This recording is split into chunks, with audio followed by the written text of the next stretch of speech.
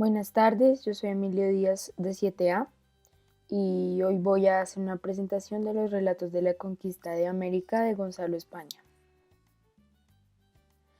El cuento que yo elegí de ese libro es El Lebrel de Peñalosa y este cuento trata de unos conquistadores que trataban de conquistar México y tenían un lebrel que intimidaba mucho a los indígenas, en especial al jefe de indígenas Calzoncín, que era como lo llamaban los conquistadores españoles.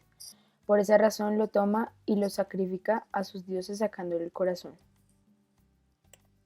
La primera pregunta es, ¿por qué hay una conquista y en qué fase? Hay una conquista porque son españoles que están en México. Tratan de conquistar el imperio azteca y llevarse todas las riquezas que tienen, como el oro, y quedarse con el territorio. Además, uno de los protagonistas de la historia es Hernán Cortés, el conquistador de México. Y está en la fase 2 de conquista, que son los imperios centrales.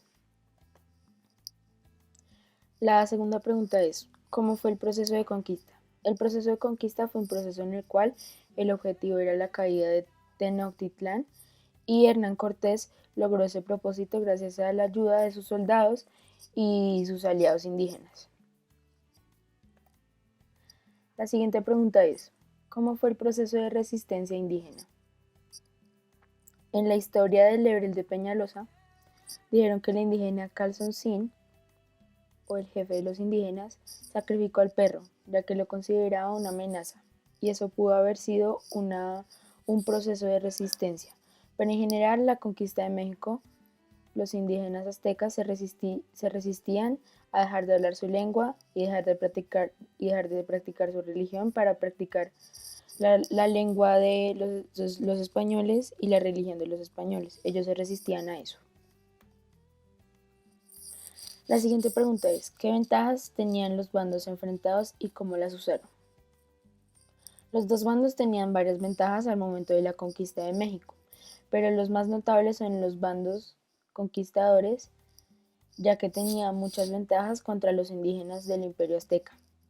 Y una de esas ventajas es el apoyo de aliados indígenas, que fue un gran aporte a la conquista de México.